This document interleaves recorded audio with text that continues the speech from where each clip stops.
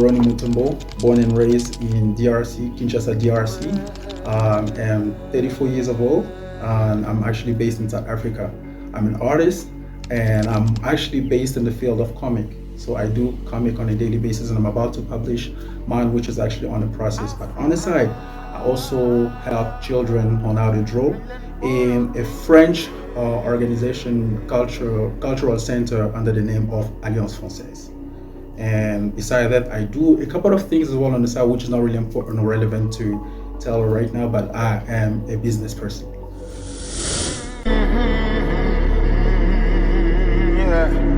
Now, the term or the word Trema, how it had become the main title of my comic, it takes me back to one of the remarkable CD that we had when we were children, when I was young, actually, when I was a toddler.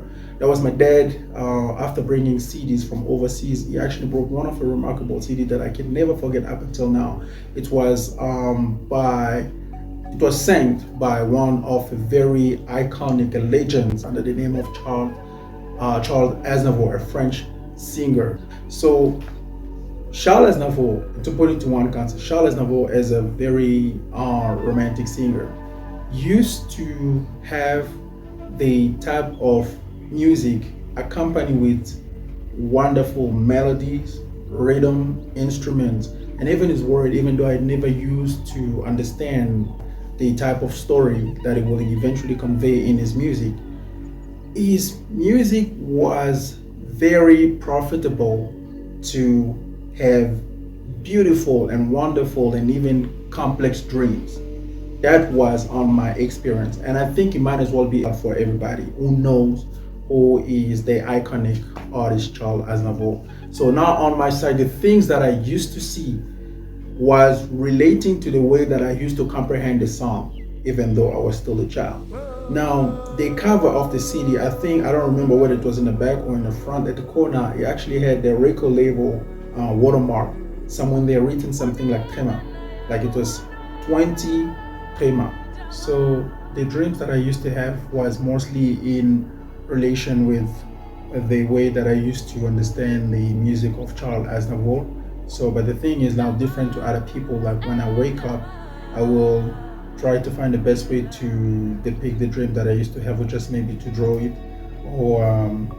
But for me, I chose making comics. So most of the, when you're a child, you see things that are quite odd, bizarre, or completely complex or weird. So for me, when I wake up, I'm like, no, I don't want to let loose of it. I'm actually going to be drawing it. So I will draw that.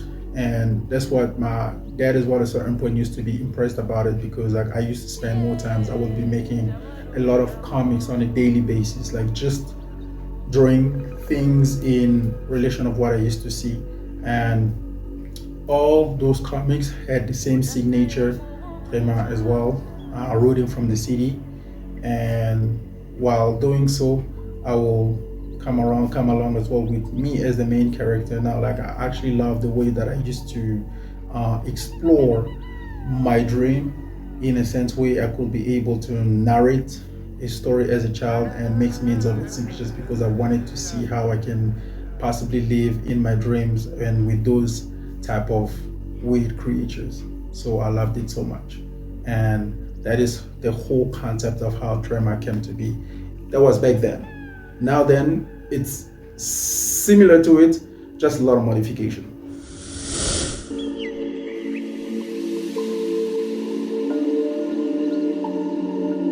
Yes, my parents were very, very supportive from then to now. Like, this is actually the reason why I'm still holding the pencil.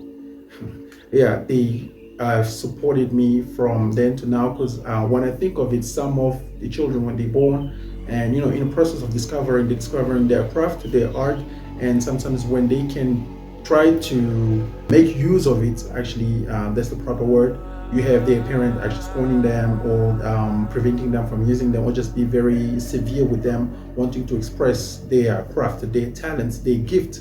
Maybe it can be singing or using their vocals, sometimes it can be just playing an instrument, or sometimes it can be drawing, sometimes it can be thickle, like creating things out of nothing.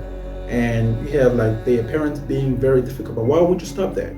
So can say that was my main like, to have my parents actually letting me explore the wonders of what God has given to me. So my dad used to come with comic books from overseas. Every time whenever he comes back, actually gives me comic books for me to read them. So I spend as well my childhood reading comics. It also favored me a lot to how to develop characters with a big nose and characters who are quite disformed, who are looking quite bizarre. Because when I used to read more of the comic, I didn't understand the concept of disfigurating character. But while doing so, it will help me as well to imagine what can be the importance of developing character, which seem to be weird. So to that, my dad wasn't an issue. He was a lot encouraging. He absolutely had no issue. The only issue that my dad had was me drawing on sand. And also that goes in the same with my mom. So my mother, unlike my father, my mother was really severe because she was the one beating me. Not because she didn't want me to draw, but even at school, I happened to be quite distracted. The thing is, when she was buying books for me to use at school, I would be using it for other things.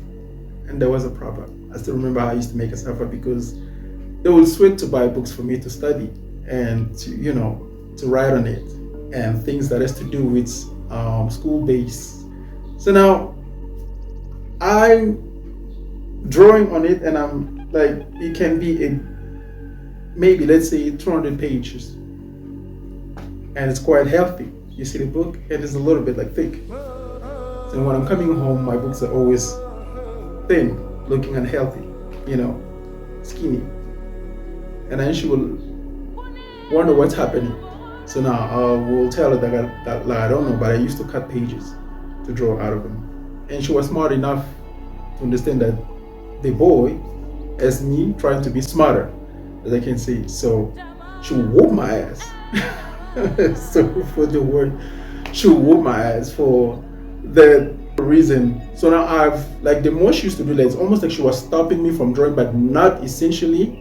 She was just trying to tell me that, I must learn how to make a difference between what is for school and what is for pleasure.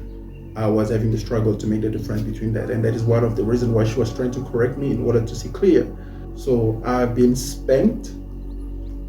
I've been punished a lot. That was me and my mom, because my dad was always busy and out.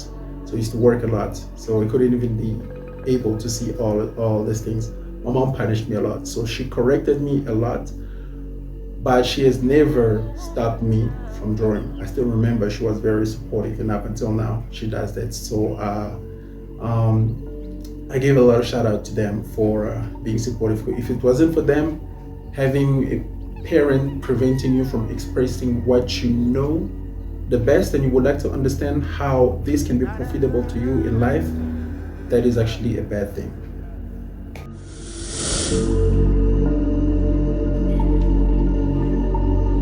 My childhood, what we will be doing on a daily basis, a night basis as well. Sometimes I used to gather my cousin, because we used to live in a very big environment. There was like many houses, almost like a complex. And when we have fun, when we play, I would be gathering all the children around and talk to them about Trema as a child. Come, let's have fun, and then there's a story.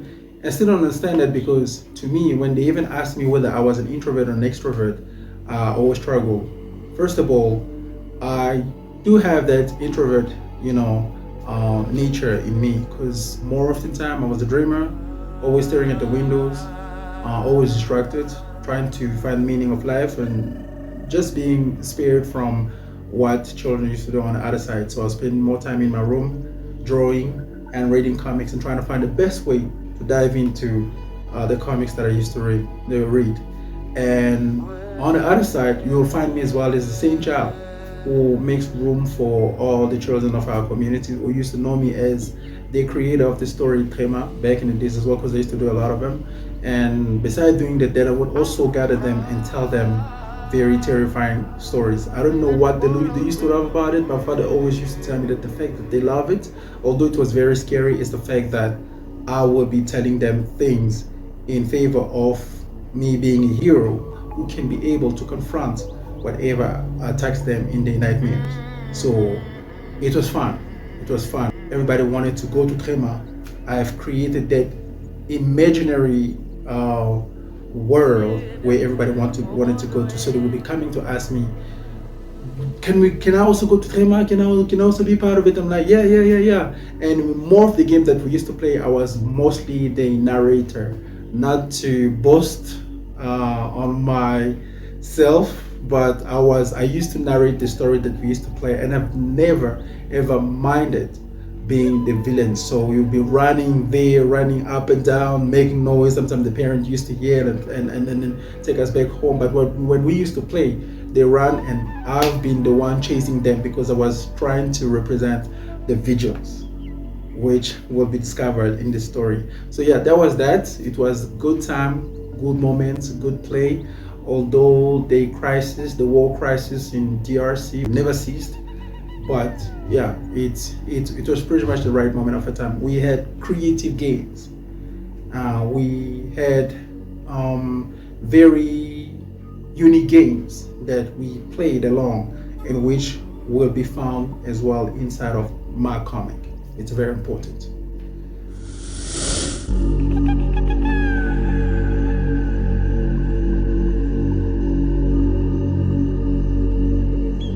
Challenge that I have encountered to make a statement that this is the one for me and nothing else was severe, was a lot.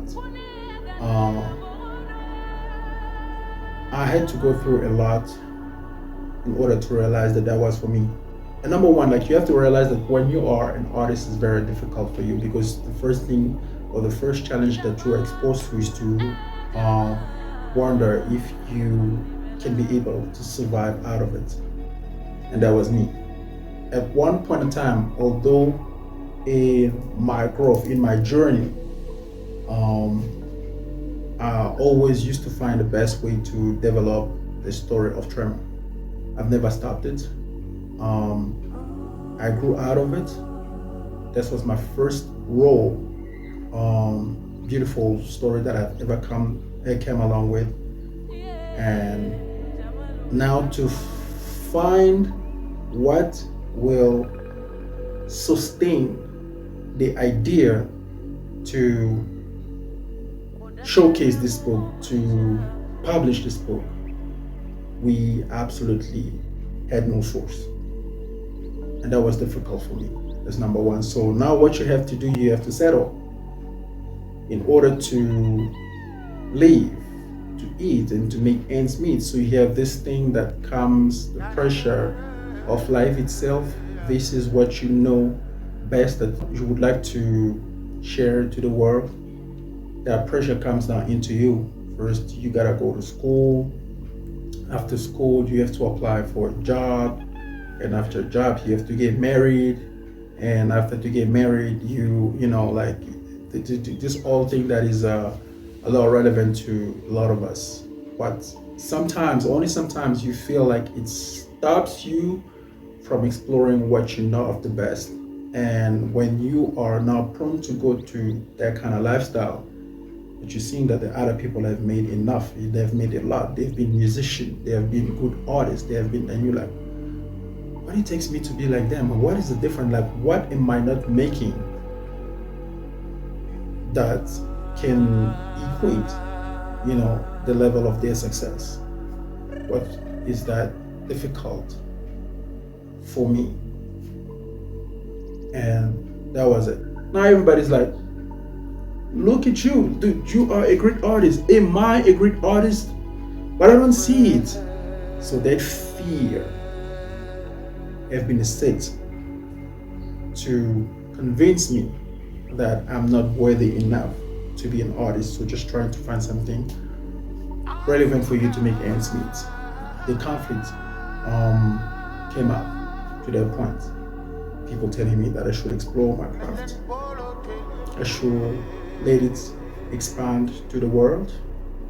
And on the other side, I have my self-conviction that tells me that I still can be able to live out of it. Now, within that, there was just a voice that will be telling me deep down, keep doing it. So it's almost like a battle between fear and gut. That was my challenge. People are talking about you. People are stopping you from doing this. But at the same time, do it. And I had to make a choice. Either I settle, I regret, or take a leap of faith. That's all I went through. And I chose to take a leap of faith out of the biggest calamities of my life.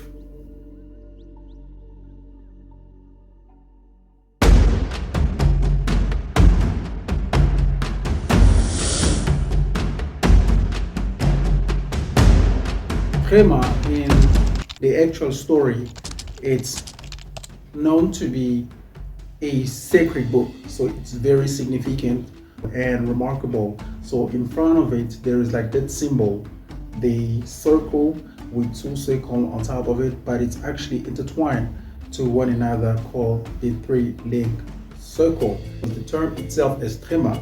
When I went to dig into it in order to understand, I realized it simply means a tuda that is suspended over a vowel that will eventually give existence or life to that vowel to have to be pronounced as the same. Now, the sacred book of Trema, Healing Cycle, actually has a certain mystery in which it has been told to a lot of people not to seek or to discover it, because if they were to discover it, only just to open it, they will be cursed.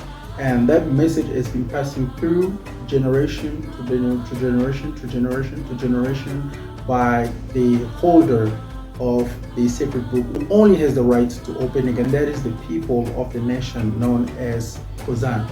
So these are the key holders of that book. Usually they open it and then they convey a message that is found within it, saying that a certain sage will come back to save the world, but it's not going to come alone, but it will be sent with the power of the mighty supreme God that everybody believes in, and that is the great unseen.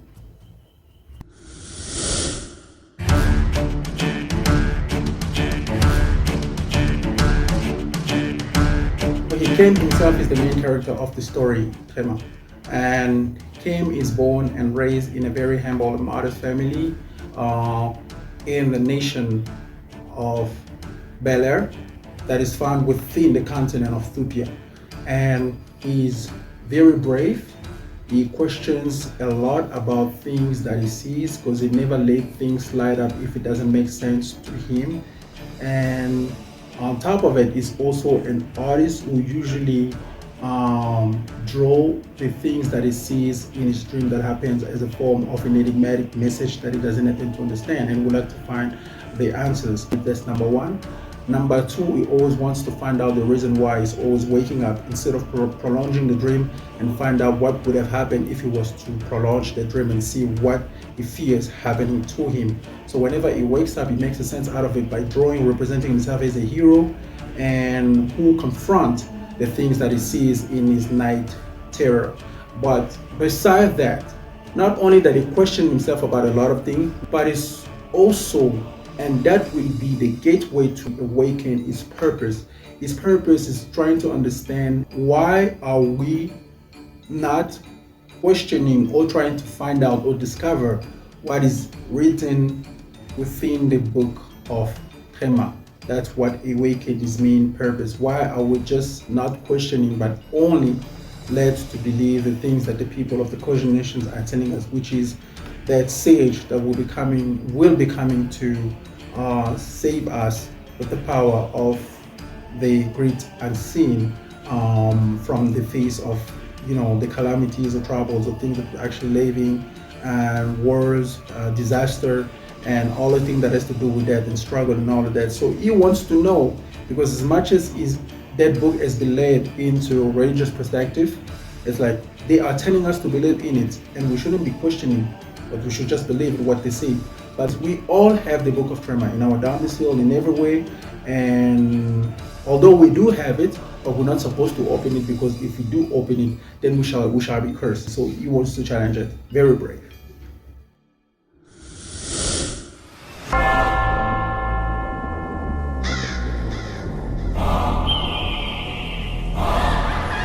On the track. The age will be 13 PG, and the genre, I'm talking about genre, actually the comic is adventure, action, psychological thriller, psychological horror, dystopian fiction, and at the same time also supernatural. Yeah.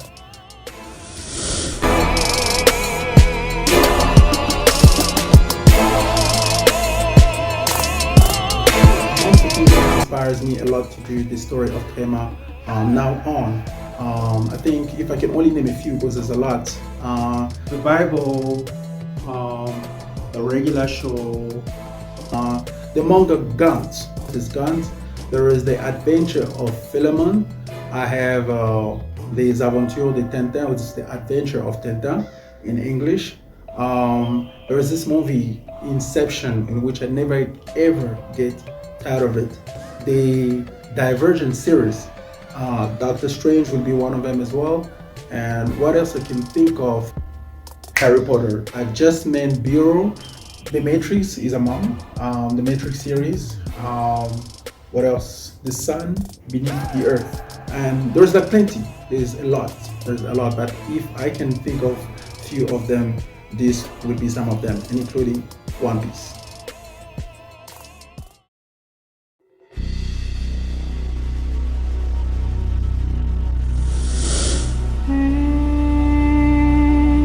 I trust you to believe to yourself. Try everything, try anything as much as you feel that it's calling you to do it. Try, and let nobody tell you that you can't. And that is the only thing that I took it as well from trying to do something out of what I couldn't believe. It took me my basic tools to be able to represent this comic. Although there was a lot of people who were telling me that I need this, I need those equipment, those professional equipment and all of this. And I was quite frank in a situation where I couldn't proceed simply just because of the hearing point, like listening to what people are telling me. And I'm like, but I don't have the means to do what it takes me to even release a single comic. And it was just a lot. Now I come to the point where I'm like, okay, if I don't have the means to do it, I will do it what I have. And I think if I have to do with what I have, and nobody's going to stop me. So you have to have that kind of statement in you that tell you, no matter what, where and how, I'm still going to do it. That's the kind of piece of motivation that I'm giving to you. So trust the process and always be comfortable with failing, but never give up. Carry on. All right, thank you so much for watching this document. I hope you really enjoyed it. And this is just my first take. It's again, Kamanda R, or Kamanda Rani Mutombo, the artist who is behind this graphic novel under the name Trema. We will be telling you when it's going to be released, but for now, please stay tuned, and we just requiring your support. I'm actually on with you, and I need you guys to support me. Thank you so much as well for watching. Thank you for your busy time. We'll be together one time again. Peace.